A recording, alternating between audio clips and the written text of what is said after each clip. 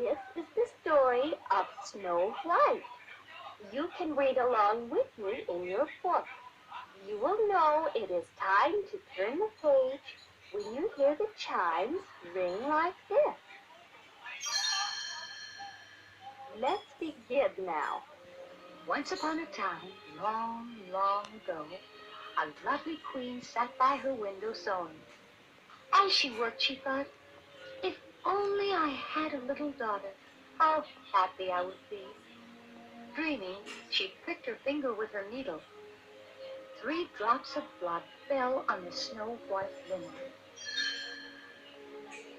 How lovely my little girl would be if she had lips as red as blood, skin as white as snow, and hair as black as ebony, thought the queen.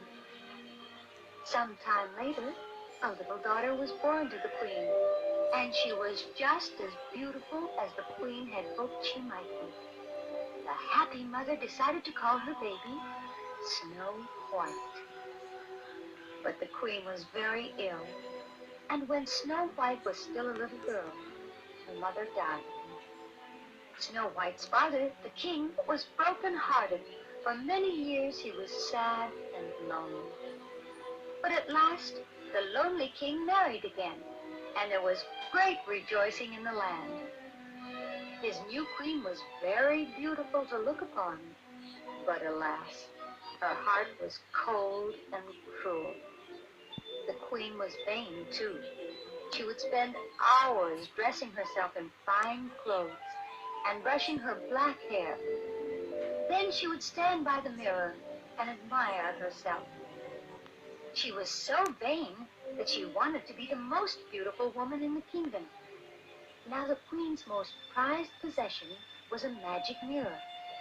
Every day she asked it, "Mirror, mirror on the wall, who is the fairest of us all?" If the mirror replied that she was the fairest in the land, the queen was happy, and all was well. But sometimes another lady was named. Then the queen would fly into such a terrible rage that the people around her trembled with fear, and the wicked queen would order the poor lady to be killed. Meanwhile, Snow White was growing up to be more and more beautiful. And as well as being pretty, she was so sweet-natured that everyone loved her. Everyone but the queen. The queen looked at Snow White jealously. At last she could stand the sight of the lovely princess no longer. She banished Snow White to the servants' quarters. Snow White's fine clothes were taken away from her, and she had to dress in rags like the other servants. And like the other servants, Snow White had to work very hard. She slaved from early morning until late at night, scrubbing and cleaning the palace floors, washing the dishes, sewing, and mending the queen's clothes. As she worked, she would sing so sweetly that the birds would come to listen to her voice. "She will soon lose her beauty," thought the wicked queen. "For who can call her lovely in her old rags, and with her hands roughened by work?" Nevertheless, the queen went to the mirror, and day after day asked the same question. "Mirror, mirror on the wall, who is the fairest of us all?" The wicked queen was still afraid that one day Snow White would grow up to be more beautiful than anyone else in the land. While she worked, Snow White dreamed beautiful daydreams about a handsome prince. Someday she knew he would come and carry her off to his castle in the clouds. It seemed to the jealous queen, as she watched Snow White, that the princess grew in loveliness as each day passed. And indeed, though Snow White wore ragged clothes, her beauty was plain to see. At last came the day the queen had been dreading. "Mirror, mirror on the wall, who is the fairest of us all?" And the mirror replied,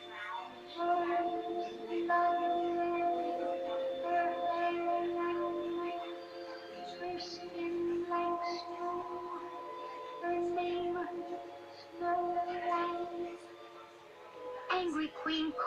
huntsman to her, "Take the princess into the forest and bring me back her heart in this jeweled box," he said.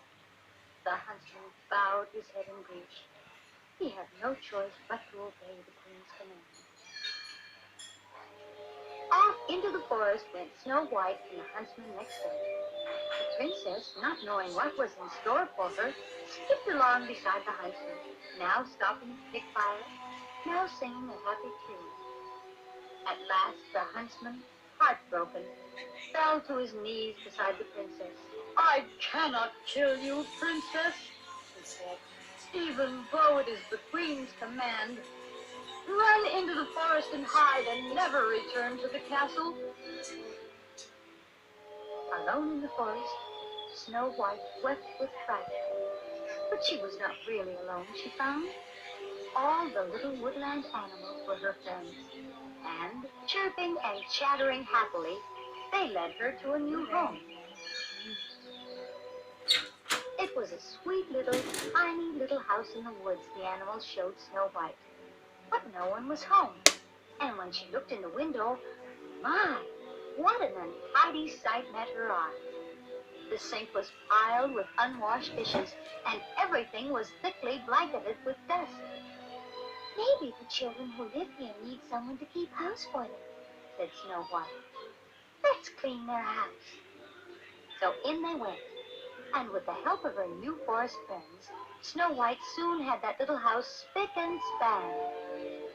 Then she went upstairs and fell asleep across the 7 little beds. As she slept, home from work came the 7 little men who lived in that house in the woods. Hi-ho, it's home from work we go, sang the 7 little men, the 7 dwarfs. Then they saw their little house, just as Snow White had seen it. But they knew at once that something was changed. It was clean. Up the stairs crept the 7 dwarfs, and there they found Snow White just waking up. "Oh," cried Snow White, "I know who you are." She had read their names on their bed. "You're Dopey, and Sneezy, and Happy, and Grumpy, and Dark, and Bashful, and Sleep." Snow White told the dwarfs about the wicked queen's plot, and they insisted that she must stay with them. "Supper is not quite ready yet," said Snow White, who was very pleased to be asked to stay. "You will just have time to wash." "Wash!" cried all the little men. They had almost forgotten what the word meant, but they were soon scrubbed clean, and even Grumpy got a soaking. The 7 dwarfs soon grew to love Snow White and her merry way. The next morning, instead of going to work in their mine, the 7 dwarfs decided to make a beautiful new bed for Snow White. The 7 little men would not have worked so happily if they could have seen beyond the forest. The wicked queen had learned that Snow White was still alive, and now, disguised as an old woman, she was making her way to their very own house with a poisoned apple for Snow White. When the dwarfs had left Snow White that morning, they had warned her to stay in the house. "Be careful of strangers," Grumpy had said, as Snow White kissed him goodbye, and Snow White had promised that she would be careful. Later that day, the old woman knocked at her door. Alas, Snow White could not resist the magic apple. She took one bite and sank lifeless to the floor. Hurrying away, the wicked queen fell into a deep chasm and was never seen again. But that did not bring Snow White back to life.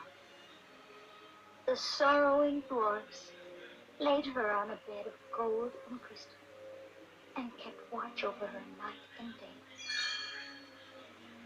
One day, a handsome prince came to the forest and saw Snow White. Charmed with her beauty, he kissed her. At last, Snow White awoke. The 7 dwarfs danced with joy, and the prince carried her off to his castle in the clouds.